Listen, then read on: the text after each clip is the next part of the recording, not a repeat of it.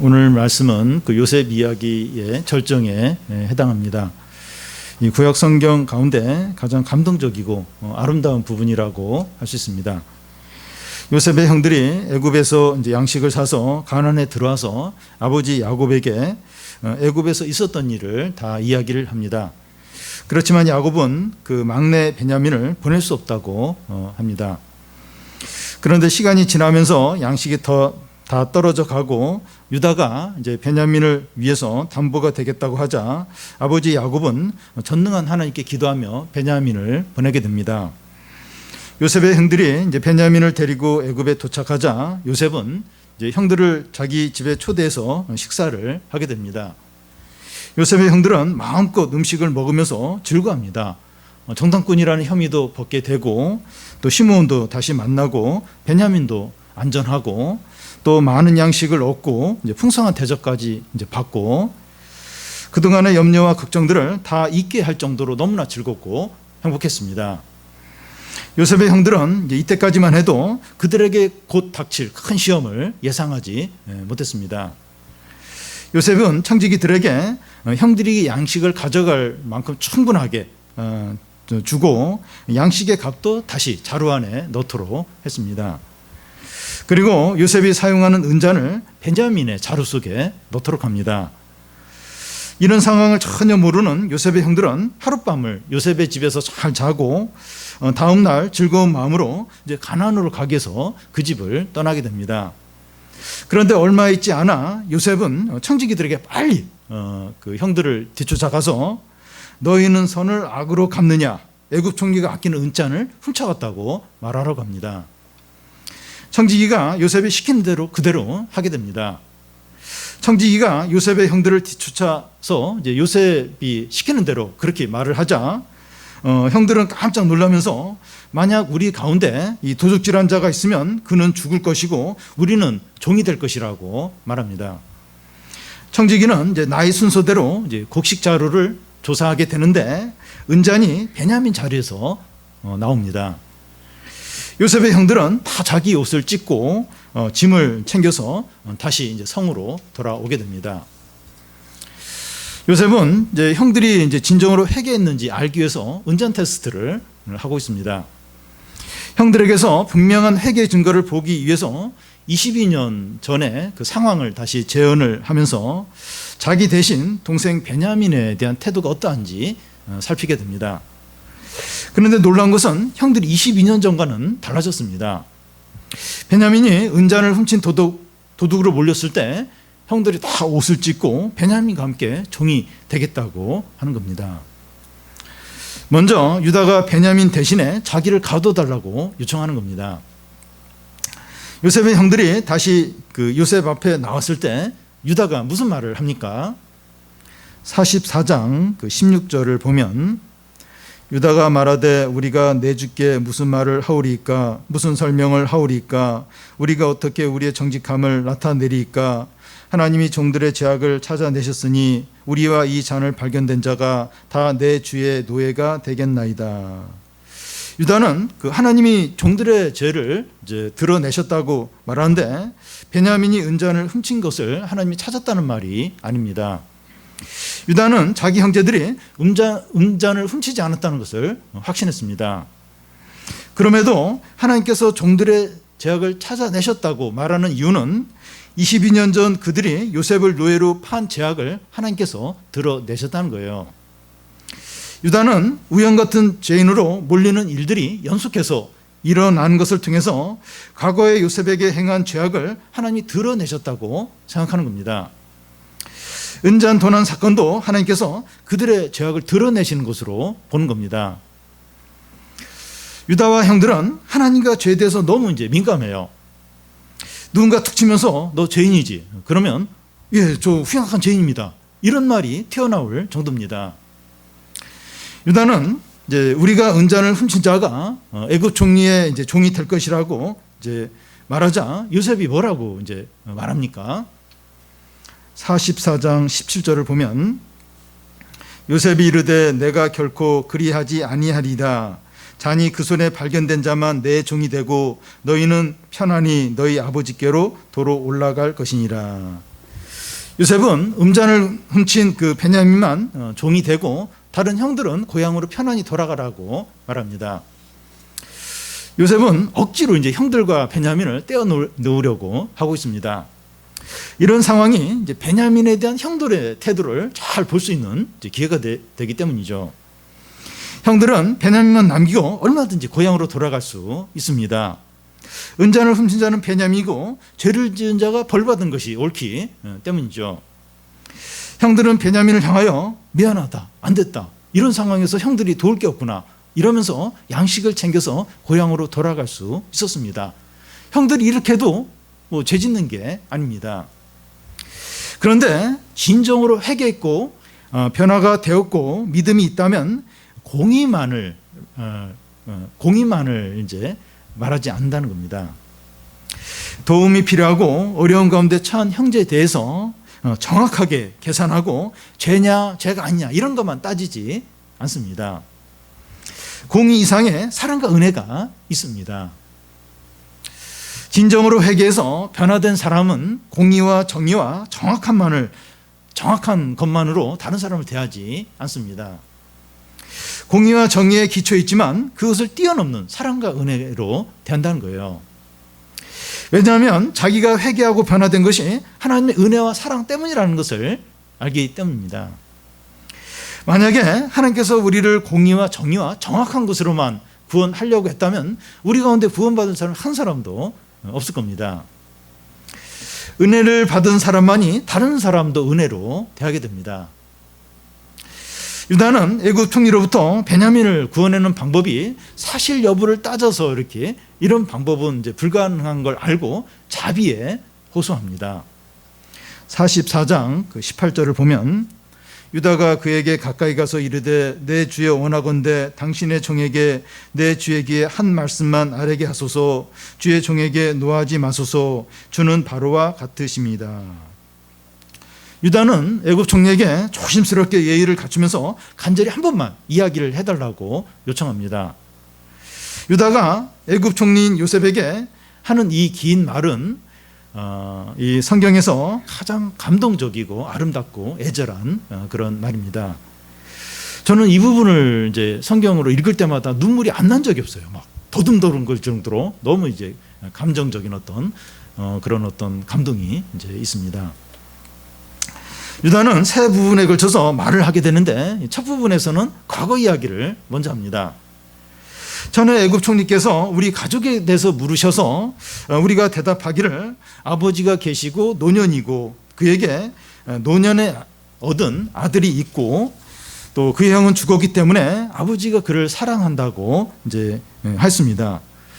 그때 총리께서 그 막내 아이를 데려오라고 하셨습니다.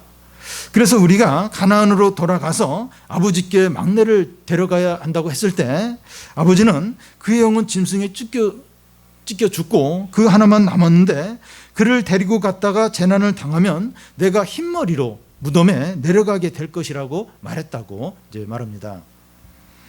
그러면서 유다는 두 번째로 이 베냐민을 아버지에게 데려가지 않을 때 일어날 일에 대해서 이야기를 합니다.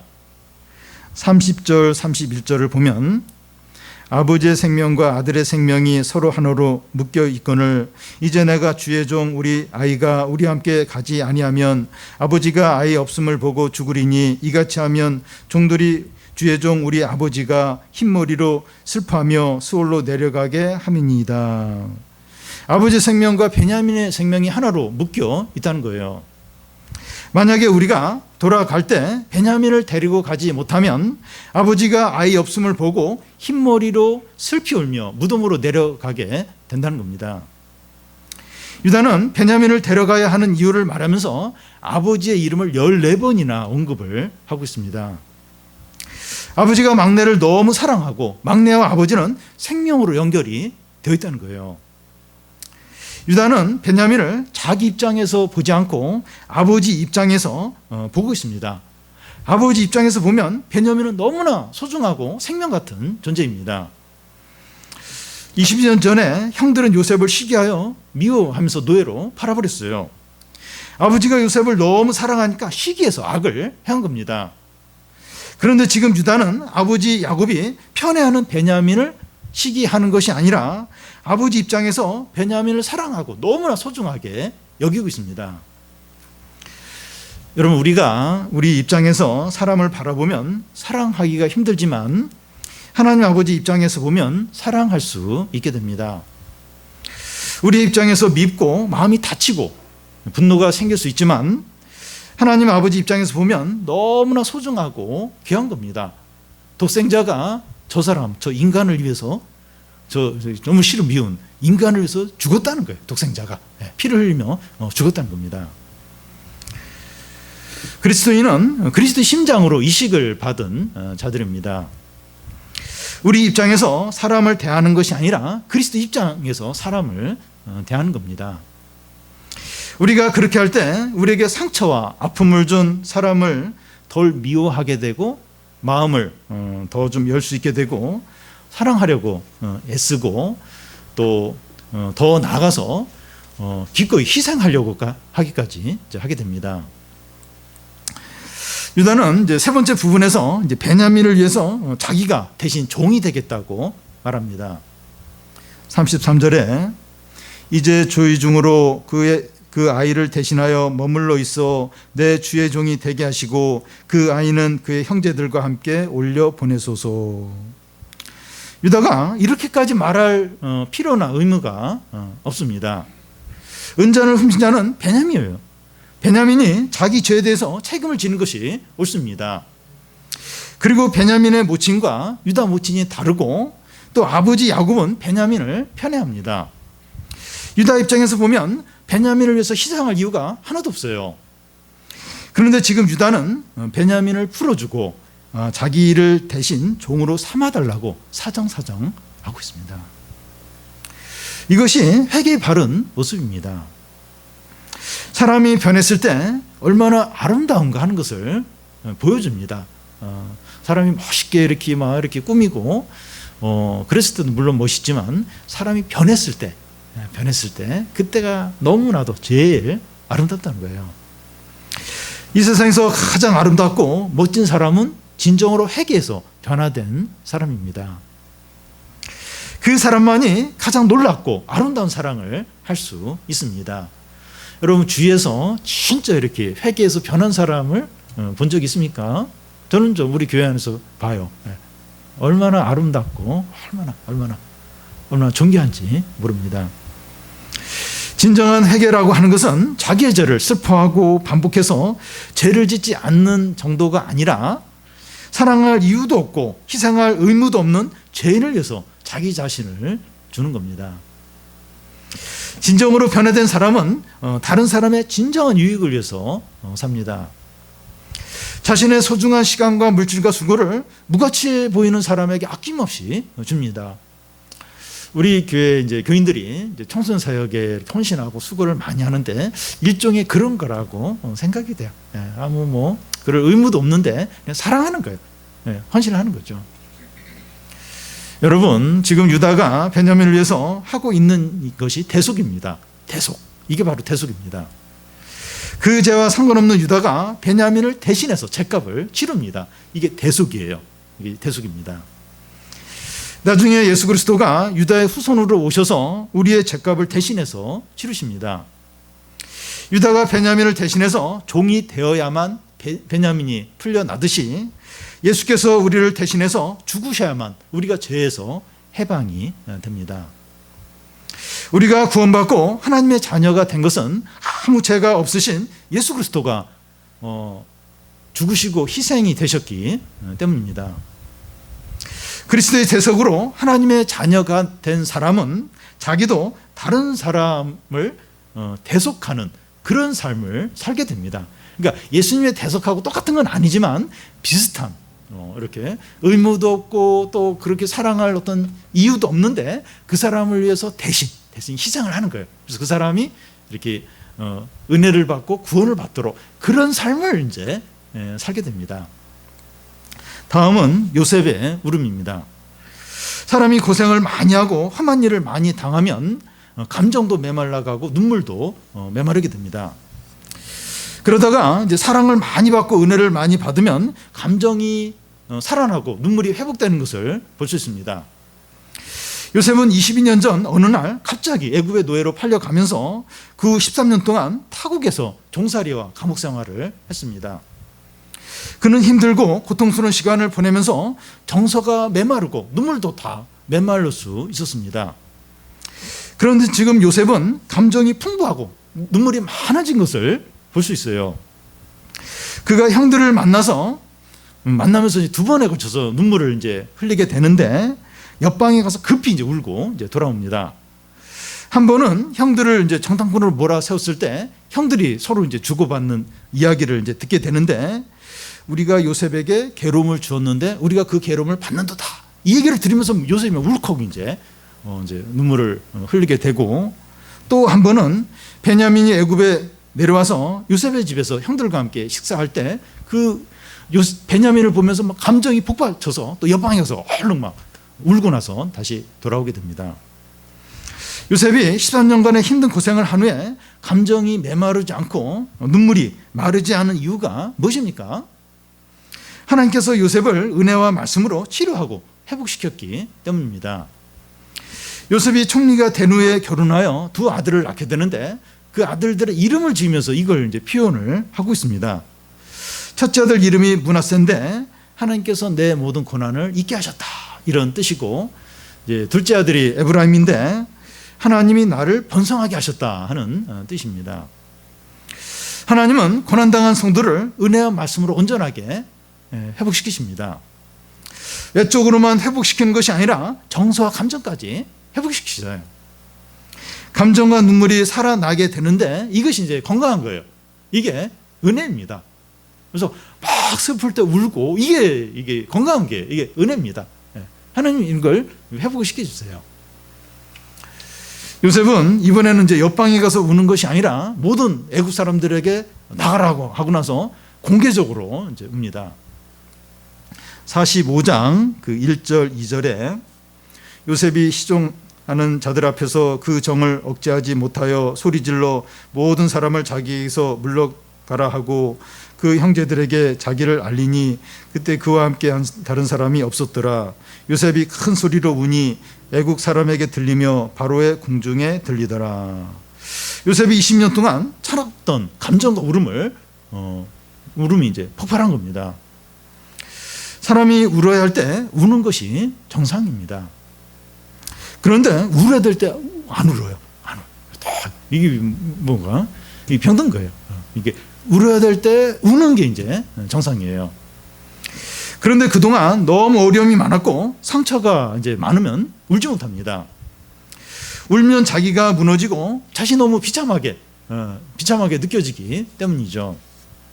그런데 성령과 말씀으로 회복된 사람은 울어야 될 때 마음껏 웁니다. 요셉은 감정과 울음이 용암이 불출하듯이 쏟아지면서 웁니다. 그의 울음소리가 얼마나 컸던가 하면 바로의 궁전까지 들리는 거예요. 그런데 이 눈물은 슬픔과 절망의 눈물이 아니라 기쁨과 화해의 눈물입니다.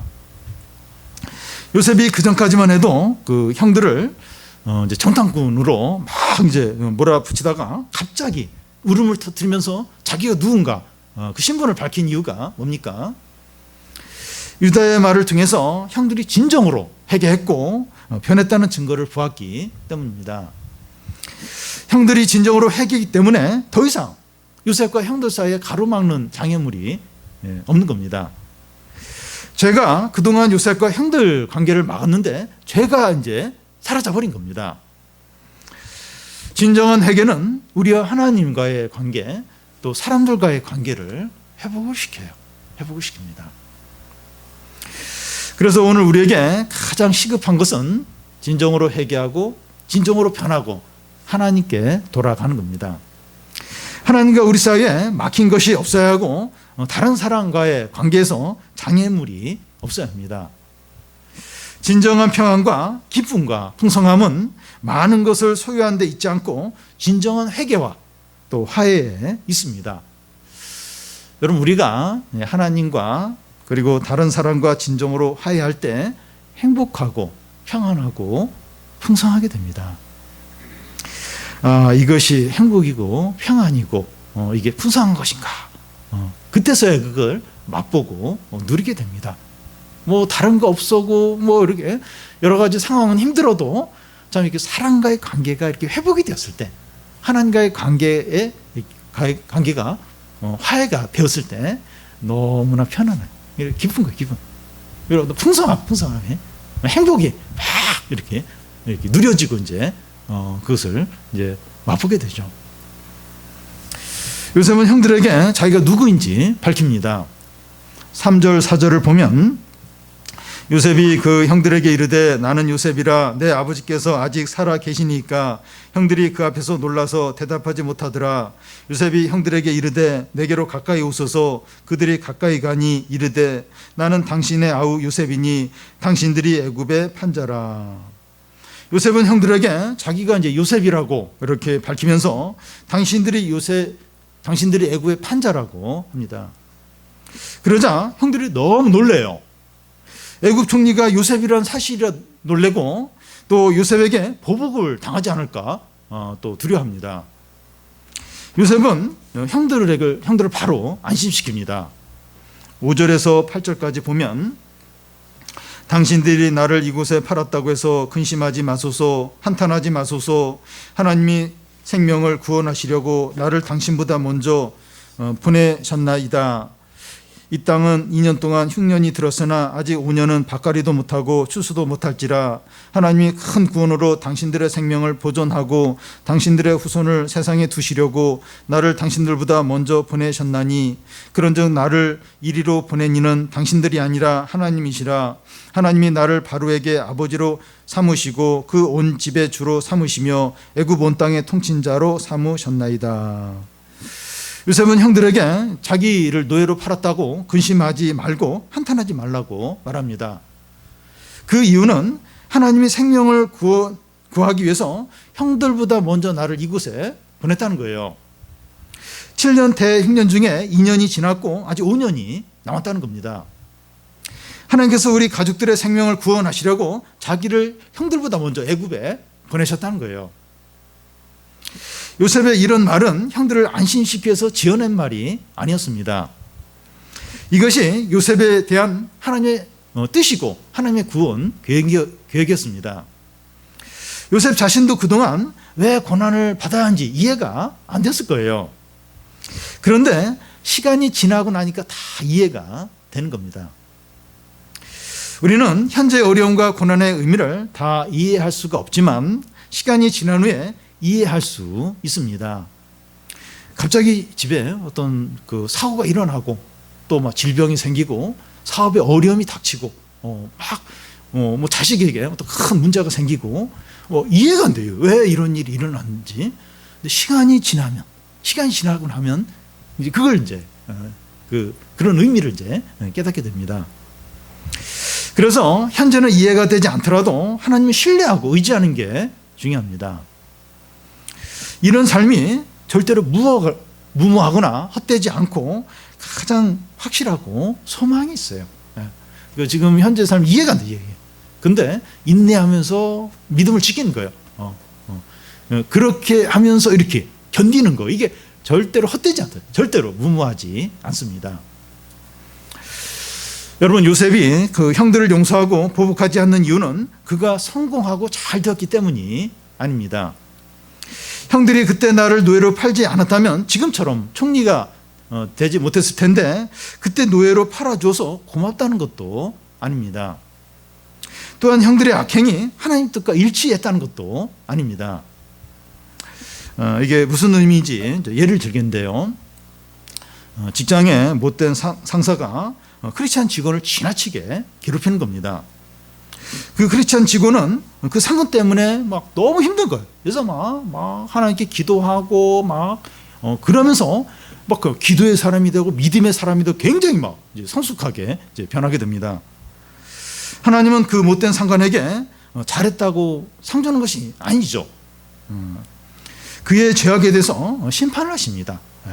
그 사람은 이제 또 그 사람의 죄에 대해서 하나님이 이제 심판을 하시게 되죠.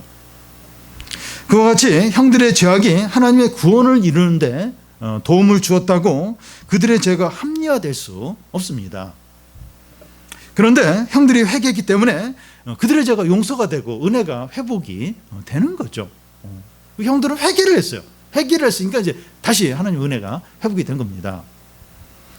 형들이 요셉에게 행한 일은 큰 죄악이지만 하나님께서 그를 사용하셔서 하나님의 구원 계획을 그들을 사용하셔서 하나님의 구원 계획을 이루셨습니다.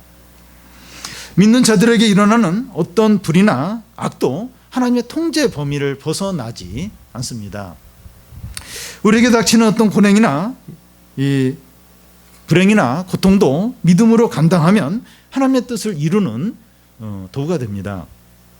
모든 것이 합력하여 선을 이루는 겁니다. 분명히 안 좋은 일이고 불행이고 고통이라 할지라도 요셉처럼 믿음으로 이렇게 받아들이면 비참해지는 것이 아니라 하나님의 뜻을 이루는 기회가 됩니다.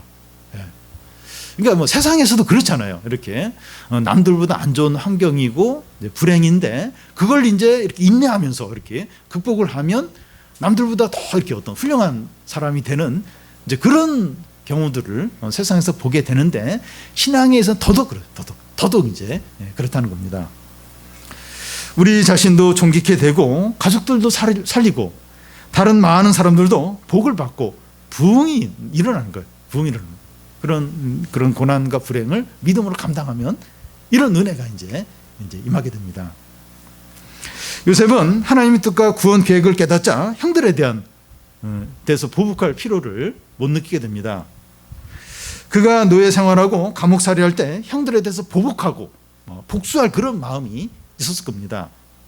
그런데 하나님께서 형들의 악행을 사용하셔서 가족들과 많은 사람들을 살리게 하시는 것을 보면서 하나님께서 이 모든 것을 하셨구나 하는 것을 깨닫게 되자 형들을 보복할 이유가 없고 용서하고 불쌍하게 여기게 됩니다. 여러분, 우리는 우리에게 고통과 상처를 준 사람들, 자랄 때 부모님이나 친척이나 또 남편이나 아내나 또 친구나 교인이나 또 직장의 상사 등을 진정으로 용서를 하려면 하나님의 뜻을 깨달을 때입니다. 과거의 불행과 고통을 하나님 앞에 가져갈 때 다른 사람을 진정으로 용서하고 사랑할 수 있게 됩니다. 요셉은 3번에 걸쳐서 하나님이 나를 보내셨다고 이렇게 말을 해요. 그러니까 형들의 죄악의 이 부분에 있어서 하나님이 나를 보내셨다. 이걸 막 3번이나 반복하면서 이제 그걸 통해서 하나님을 형들을 진정으로 용서하고 사랑을 이제 하게 됩니다. 우리의 과거의 모든 불행과 고통을 하나님의 뜻 가운데서 보고 고통을 주었던 사람을 이해하고 용서하고 또 사랑하시기 바랍니다. 우리는 오늘 말씀을 통해서 하나님이 얼마나 완벽하시고 얼마나 확실하시고 얼마나 멋있는 분이신가 감사와 찬양과 영광을 돌리게 됩니다. 하나님은 우리가 사는 인생 가운데서 요셉에게 하셨던 것처럼 놀라운 응답을 하실 때가 반드시 옵니다. 혹 우리 인생 가운데 그런 때가 오지 않는다면 마지막 날 주님 앞에서 세상에서 얻는 영광보다 몇만 배 더 놀라운 축복과 영광을 반드시 누리게 하십니다. 그러니까 요셉처럼 우리 인생 가운데 하나님 확 이렇게 축복하시고 회복시켜주는 것을 경험을 할 수가 있고, 근데 그렇지 않고 그냥 죽게 되면 주님 앞에서 세상에서 얻을 수 있는 이 영광과 축복의 몇만 배 해당하는 그런 엄청난 영광과 축복을 영원히 누리게 주실 겁니다. 여러분, 우리에게 이런 소망과 확신이 있습니까? 내가 살 동안 아니면 그 하나님 앞에 가서 반드시 하나님이 이렇게 영광과 축복으로 갚아주시다. 이런 확신과 소망이 있습니까? 만약에 우리에게 이런 소망이 없다면 세상에서 가장 비참한 사람보다 더 비참한 사람이 됩니다. 하나님은 모든 것들이 합력하여 선을 이루게 하십니다. 현재 우리의 이 어려움들 또 불행들 이런 아픔들 이해가 되지 않더라도 믿음으로 사시기 바랍니다. 어느 때가 되면 과거의 모든 불행과 고통이 다 이해가 되면서 하나님이 이 모든 일을 하셨구나 이런 고백을 하게 하십니다. 그러면서 참 하나님께 영광과 찬양과 감사를 돌리게 됩니다. 하나님 그러셔서 그때 그런 아픔들, 또 그때 그런 고통들, 그때 또 그런 사고들을 이렇게 하셨구나. 내가 이렇게 그런 일이 없으면 교만하고 욕심대로 살 텐데 그런 일을 통해서 나를 낮추셨구나. 그래서 이 믿음의 길을 가게 하셨구나. 그러면서 나중에 하나님 이 모든 일을 하셨다 이러면서 이 감사와 찬양을 돌리게 됩니다. 우리 모두에게 이런 소망과 확신을 다 갖기를 바랍니다.